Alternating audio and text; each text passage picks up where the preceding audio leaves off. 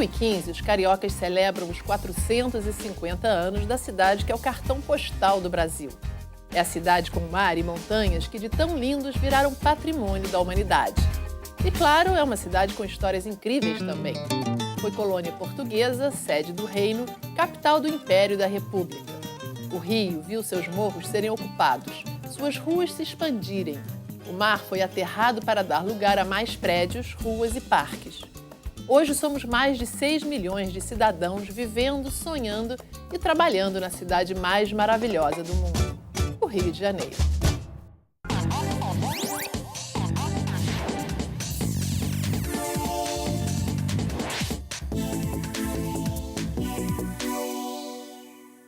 Olá, está começando mais um Conceito e Ação e este é um programa pra lá de especial. Um programa para celebrar o aniversário desta cidade conhecida no mundo inteiro, para comemorar os 450 anos do Rio de Janeiro. 450 anos de muita história, muitas mudanças e conquistas. E para nos contar tudo isso, eu recebo o historiador Milton Teixeira e o professor Carlos Lessa. Eles são considerados dois dos maiores conhecedores da história carioca. Diplomados em carioquice, não é verdade? Sejam bem-vindos. Obrigado, é um Professor prazer. Milton, eu começo perguntando sobre a criação da cidade do Rio de Janeiro. Foi conturbado esse momento? Como Bastante. O Rio de Janeiro nasceu no meio de uma guerra e quase acabou ali. O Baía de Guanabara foi descoberto inicialmente, dia 1º de janeiro de 1502, mas os portugueses não se interessaram muito por isso aqui. Foi uma grande besteira. Bobagem, né? Eles achavam que a Serra do Mar era um paredão intransponível, eles queriam chegar às minas de prata da Isso. Bolívia. Ao Eldorado. Exatamente. E isso aqui não aparentava ser grande coisa para eles. Colocaram aqui uma feitoria para evitar roubar pau-brasil, com um cara só tomando conta, não precisa dizer que já tínhamos problema de segurança grave naquela época. Não deu em nada, a feitoria acabou abandonada em 1519. E quando o guardião vai embora, o lobo faz a festa, né? Então vieram os franceses se entenderam muito bem com os índios. Tal. Os índios sentiram-se à vontade porque eles não vieram ocupar as terras, só queriam uma madeira que ninguém se interessava, o pau-brasil. E a pimenta de cheiro. Sim, a madeira era fundamental para os franceses, porque também sempre já foram pioneiros da moda, né? Queriam o vermelho, que era tão difícil de ser obtido. E davam os índios machados, facas, eles então concordavam com aquilo maravilhosamente. E essa facilidade permitiu que os ladrões se estabelecessem aqui, e primeiro em Cabo Frio, onde fizeram uma casa de pedra, e depois, em 1555, o Villegagnon, junto com 800 malucos, vieram aqui tentar fundar uma França Antártica. Não deu nada certo, até porque vieram 800 bandidos. Não veio nem mulher, tiveram que trazer mulher, e o Villegagnon proibiu que eles se misturassem com as índias, tinha que ser com franceses. Vieram 6 mulheres para 800, imagina. Teve uma história conturbada desde o Exato, início. e muitos franceses começaram a pular cerca, no sentido estrito da palavra, passando para o lado lusitano. Teve um tal de Jean de Cointard, senhor de Bolé, que passou para o lado português, lá em São Vicente. Eles foram fazer um ataque, no final acabaram se juntando aos portugueses, informando tudo que havia aqui. E houve a primeira tentativa de expulsar os franceses. O governador-geral Mendes Sá, governador-geral do Brasil, ele recebeu, aliás, uma carta muito curiosa da Rainha Catarina. Dirija-se ao Rio de Janeiro e bote aquela ladroeira barra fora. Hoje é impossível. Mas, naquela época, ele conseguiu montar uma esquadra. Em março de 1560, atacou os franceses. Venceu, mas, em compensação, eles tiveram um problema de motim a bordo dos navios, não puderam ficar aqui, então tiveram que demandar para a Bahia. Claro, os franceses que correram para dentro do mato retornaram e fortificaram-se. Onde hoje é o Morro da Glória, tinha um forte, deram o nome de Uruçu-Mirim, e na Ilha do Governador fizeram outros pontos fortificados. E continuaram com a mesma roubalheira, levar o pau-brasil e a assaltar navios aqui. Vem outra carta, né, pedindo que o Mendes Sá retornasse, só que ele estava envolvido em problemas com a própria sobrevivência de Salvador, e ele manda o sobrinho neto, Estácio de Sá, na época um garotote, para fazer isto. Existem dúvidas quanto à idade do Estácio de Sá, mas, segundo uma fonte, ele teria pouco mais de 20 anos. Então, você vê que ele era bastante jovem ainda. E ele consegue arregimentar, para 1565, uns 300 europeus. Tinham portugueses, tinham espanhóis, tinham italiano, tinha alemão no meio, tinha até francês no meio da história. 30 índios, 4 caciques, já tínhamos um velho problema, mais cacique que índio, 3 padres. Então, e é com essa tropa que ele vai tentar fundar alguma coisa aqui. Em 1564 ele faz a primeira tentativa, em 1565, dia 28 de fevereiro, a esquadra toda se reúne no arquipélago das Cagarras. O interessante é a estratégia do Estácio de Sá. A maré de manhã é vazante, então os navios não podem entrar. Então ele entrou com 9 barcos a remo. Eles contornaram, eram 18 barcos, 9 a remo. Surpreendendo todo mundo. Exato, para enganar os franceses. E depois, futuramente, os franceses farão a mesma coisa. Sim, porque o sol nasce exatamente às 6 horas da manhã, ali do dia 1º de março, ele nasce atrás do Pão de Açúcar, Cara de Cão. Então aquela área fica negra. Então os franceses não viram isso, eles entraram, contornaram a ilhota da Laje e desembarcaram no que seria hoje a Praia de Dentro, ali entre o Morro Cara de Cão, que é aquele, para quem não conhece, é aquele morrinho onde está a Fortaleza de São João, e o Pão de Açúcar. Era uma quarta-feira chuvosa, eles desembarcaram às pressas, fizeram um muro de madeira e areia, botaram uma porta tirada de um dos navios. O Estácio de Sá nomeou o primeiro funcionário público da cidade, o Porto já tinha funcionário público antes da cidade existir. Olha que coisa, né? Francisco Dias Pinto. E ele fez uma cerimônia rápida de fundação da cidade, que depois botaram ele pronunciando frases magníficas, maravilhosas, que eu acho que dificilmente ele teria pronunciado. Marketing posterior, né? Porque havia necessidade da pressa, estavam em guerra, o Rio nasceu em guerra. Tempo. Ele resistiria por 2 anos e faleceria da primeira morte carioca. Ele morreu tentando tomar a fortaleza de Uruçu-Mirim, em 1567, no dia 20 de janeiro. Isso. E eu considero que ele foi a primeira morte carioca. Ele morreu de uma flecha perdida numa briga pela posse de um morro. Né? O Estácio deu a vida para que o Rio de Janeiro existisse. E realmente ele é uma figura importante para a nossa fundação. Por trás está o catete. Assim. E o catete é o quê? Mata fechada. Mata fechada. Que hoje é o bairro do Catete. É o bairro do Catete. Talvez a rua mais antiga do Rio, que era uma trilha indígena.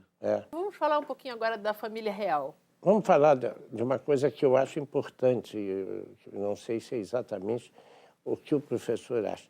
Tem uma coisa que, tecnicamente, ele chama atenção e é correto. Dom João VI jamais foi exilado. Nunca.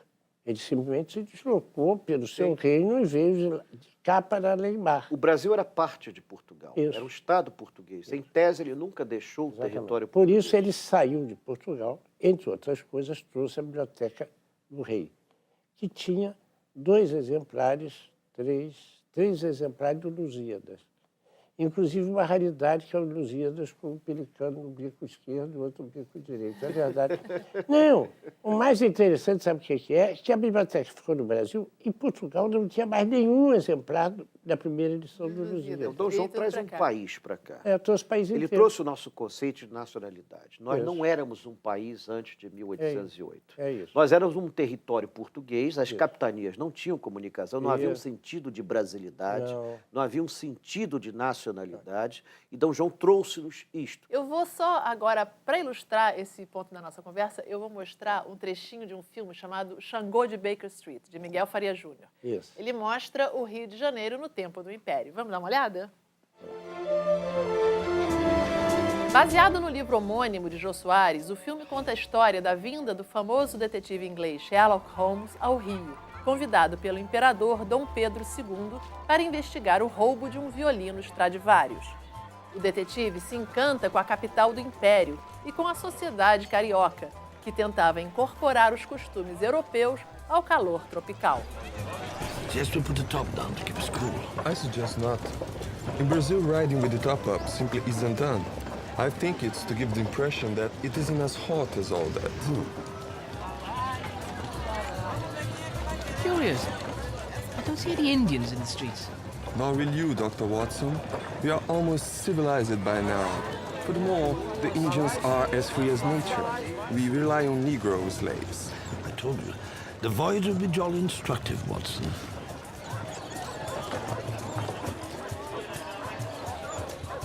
Although the Negroes, some of them are very... What is preguiçosos in English? Lazy. Então o Sr. Holmes fala o português? Suponho que sim. Where the devil did you learn to speak this language? In Macau, in China. Here before meeting you, Watson. I spent almost 6 months there studying mysterious oriental poisons.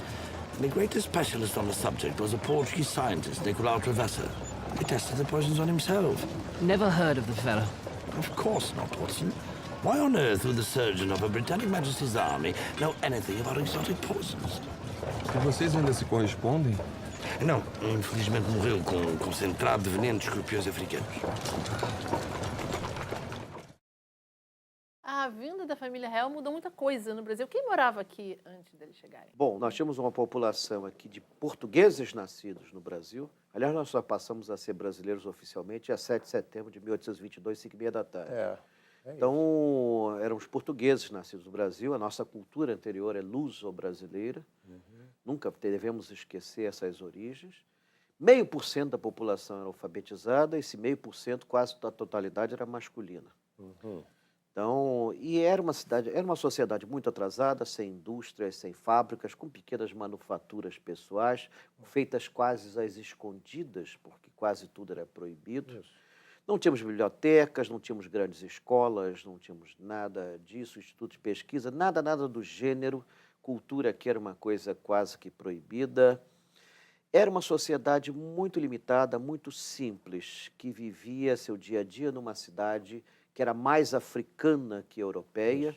Os viajantes que chegaram em 1808 diziam que a rua só se viam negros, né, praticamente não se viam brancos. E justamente com a chegada da corte, por exemplo, no caso, o Rio de Janeiro começa lentamente a se tornar uma cidade europeia, com grandes teatros, com instituições de porte, com um banco emissor, com polícia, com imprensa, que não existia antes. Deixa eu chamar a atenção de uma brincadeira contigo. Você viu aqui no filme, que você acabou de falar, dizendo, porque isso daqui é para dar a impressão que tem pouco calor. Essa ideia de que o calor é hostil é uma ideia que se prolongou até a República Velha. Porque quando o municipal começa a funcionar, as damas do Rio de Janeiro iam com peles europeias, conservadas em um frigorífico da Casa Canadá, se não me engano o nome, e os homens usavam ternos fracos com cartola. Os prédios da Avenida Central foram feitos com uma inclinação para permitir que a neve caísse, não se acumulasse. Então, a ideia de exorcizar o calor pela adoção de costumes periféricos franceses foi praticada no Rio de Janeiro. Nós vivíamos as estações do ano europeias. Usávamos a roupa do inverno francês no verão brasileiro. O primeiro ar-condicionado fez sucesso do Teatro Municipal, que era um bloco de gelo com ventilador. Aquelas peles não, a pessoa não, desculpa. Eu acho que a identidade brasileira ela vai se construindo lentamente. Eu acho que um dos úteros principais foi o Rio de Janeiro. Agora, é útero de brasilidade, mas nesse sentido, eu quero ver, é uma brasilidade que ainda estava em formação. Quer dizer, eu não acho que quando a gente entrou no século XX já existisse um perfil de brasilidade claro. Claro, né? Foi um projeto explícito do Estado Imperial Brasileiro. A gente vai falar um pouquinho mais sobre o carioca e sobre essas características no próximo bloco. Eu faço agora um rápido intervalo e voltamos já já.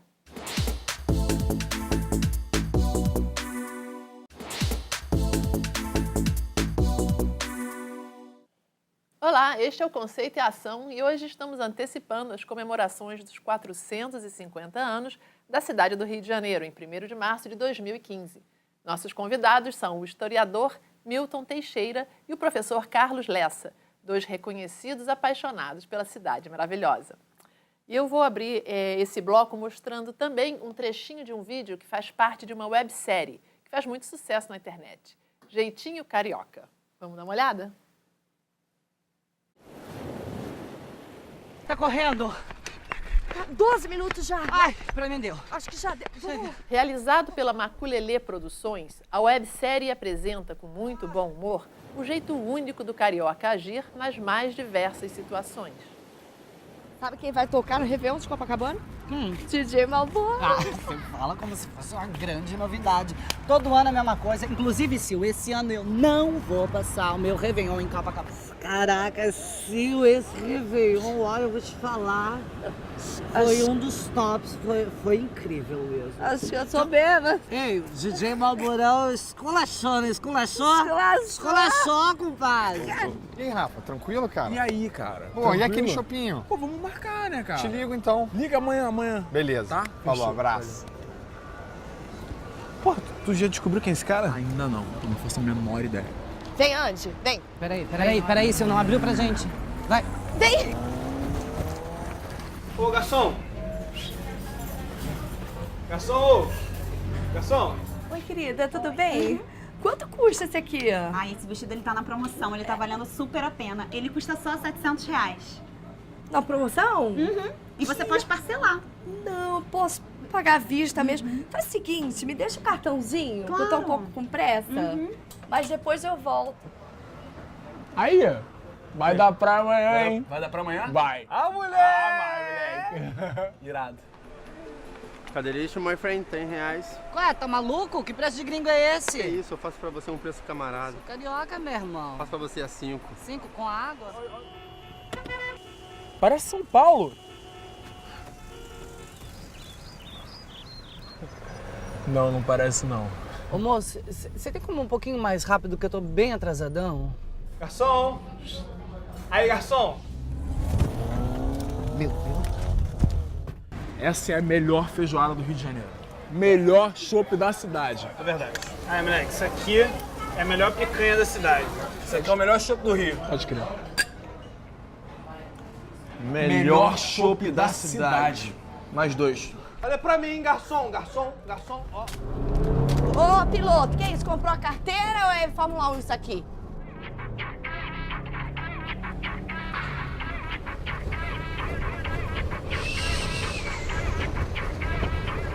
Tá decidido. Segunda-feira eu começo meu projeto verão. Amigão, faz um favor pra gente. Usa isso aqui, tá? Se liga. Alô, garçom! Hamilton, para. O cara esqueceu o café, mano. Cara, ninguém me atende aqui, cara. Essa série traz várias situações bem cariocas, né? Carioquices. Carioquices. Mas a gente ainda tem mesmo essas carioquices. Dá pra falar de um carioca típico? Ou somos tantos cariocas diferentes hoje em dia? Na verdade, o carioca é esse ser plural, né? Aliás, já começa com os taços de saco, como que eu acabei de dizer. Veio todo mundo para cá. Veio português, francês, espanhol, italiano, etc. E é um porto. É um porto onde entravam pessoas diferentes, onde entravam ideias. E nós fazíamos esse amálgama, ou como gostavam de dizer os modernistas, né, uma antropofagia. Comíamos e digeríamos o que nos interessava e expelia o que não era nosso. Nós temos essa característica. O nome carioca não quer dizer grande coisa. Carioca foi um nome dado à Casa de Branco, que os portugueses fizeram como feitoria, que nunca serviu para nada ali no Flamengo, e que depois passou ao Rio. E depois, como nós canalizamos esse rio em 1723, quem bebia dessa água era chamado de carioca. Então começou com a casa... a casa de pedra ali próximo ao Morro da Viúva. Aí foi... os índios até dizer que quem bebia das águas do carioca ficava com boas vozes para cantar. Hoje quem beber vai morrer bem devagar porque serve de esgoto a 4 favelas. E o nome Rio de Janeiro? A gente acabou não falando sobre isso no primeiro bloco. Quando os portugueses chegaram, em 1502, eles tinham um cosmógrafo chamado Américo Vespúcio. Isso. O Américo Vespúcio ele dava o nome dos santos, conforme as descobertas, né? Descobriu um rio no dia de São Francisco, Rio São Francisco. Descobriu a Bahia do dia de Todos os Santos, Bahia de Todos os Santos. Chegou aqui dia 1º de janeiro. Dia 1º de janeiro, naquela época, não se celebrava santo nenhum. Só a circuncisão de Cristo. Ia ficar horrível, Bahia da circuncisão. Então ele botou janeiro. Então por que ele colocou Rio? Aí, 90% dos livros colocam que ele se enganou. Eu acho impossível. Américo Vespúcio, Mas eles entraram? Cosmógrafo, entraram. Tanto que ele dá o nome ao Corcovado. E eu acho impossível. O Corcovado é dado por ele? O maior daqui a pouco. Isso eu não sabia. Eu acho impossível o Américo Vespúcio ter errado o maior cosmógrafo do mundo. É provável que ele tenha dado o nome certo. Ria de Janeiro. O nome Ria era usado para a entrada de Bahia. E com o uso, assim como o R$2 virou R$2, assim como Praça Pio X virou Praça Pio X ou Praça Pio X. Ria virou Rio. num estilo bem carioca, E né? hoje moramos no Rio E de Janeiro. acabou ficando assim. Eu acredito nessa versão, nessa versão. Eu acho que você deve ter razão, porque a quantidade de lugares do Rio que nascem de ajustes semânticos é fantástico, né? Quando você vê a ilha de Guaratiba, não há ilha.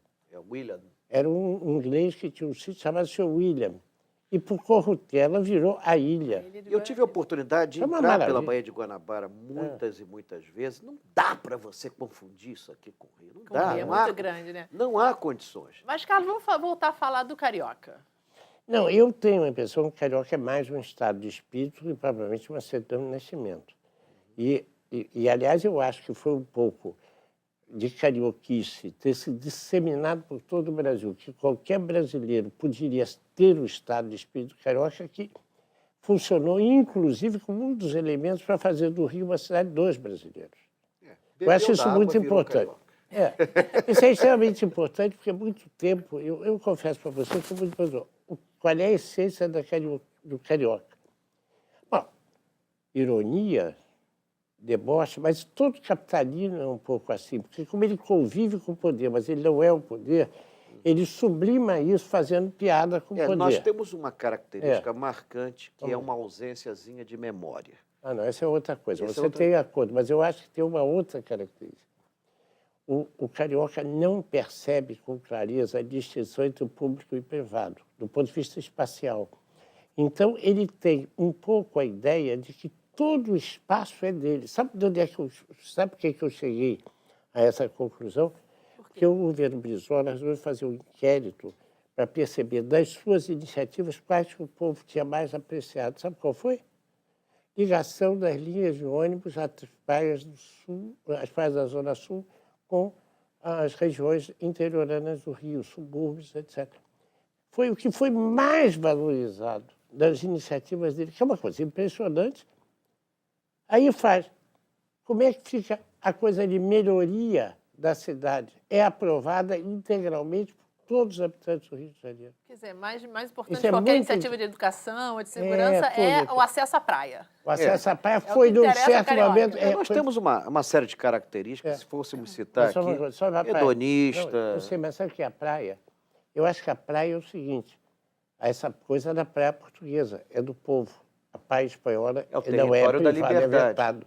Então, o território da liberdade total é estar na praia. Como é que você fica na praia? Como você quiser. Não, e você Entendeu? é igualado. Você pode morar na favela ou na cobertura. Na praia todos são iguais. A única distinção é a beleza maior ou menor dos corpos. Isso. Agora, professor, o carioca sempre teve esse espírito, ou pelo menos sempre se falou que era um cara mais tranquilo, menos estressado, que estresse era coisa de paulista. A gente ainda é assim. Não. Nós temos essa característica plural de ter absorvido todas essas culturas. Nós temos essa alegria, essa capacidade de acomodação, essa não participação política.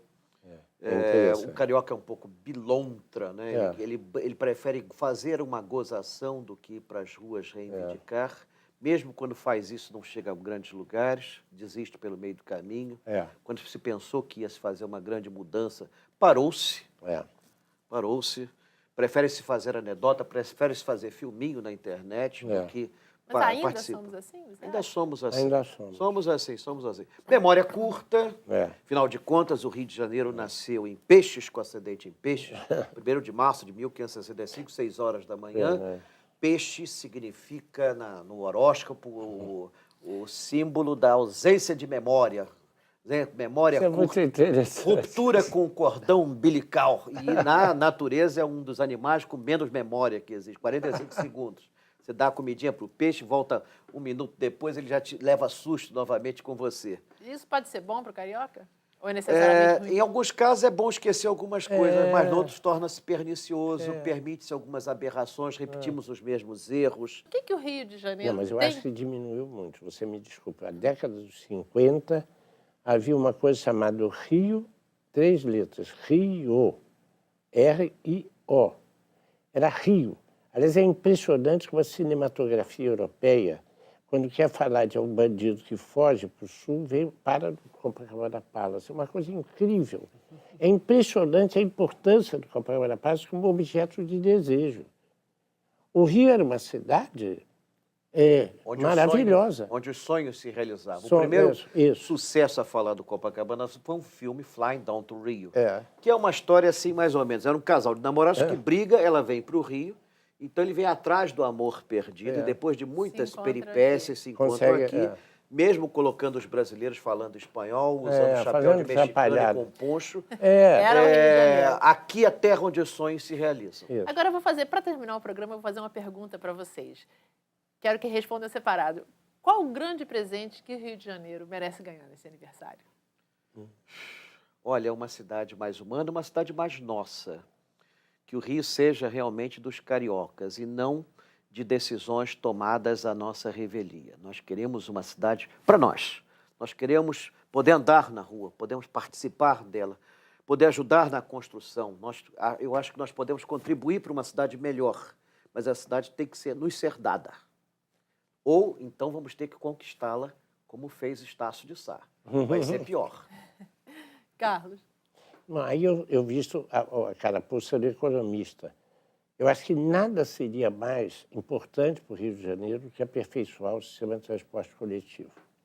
E nisso, converter o metrô de superfície, a antiga Central e a antiga Leopoldina, onde moram 60 e tantos % dos cariocas e que enfrentam uma desgastante jornada entre residência, trabalho, residência, 2 horas por dia, isso é 25% do tempo que você tem de existência. Carlos, Milton, muito obrigado pela presença de vocês aqui, a conversa foi ótima. Obrigado. E a gente se encontra no próximo Conceito e Ação. Até lá.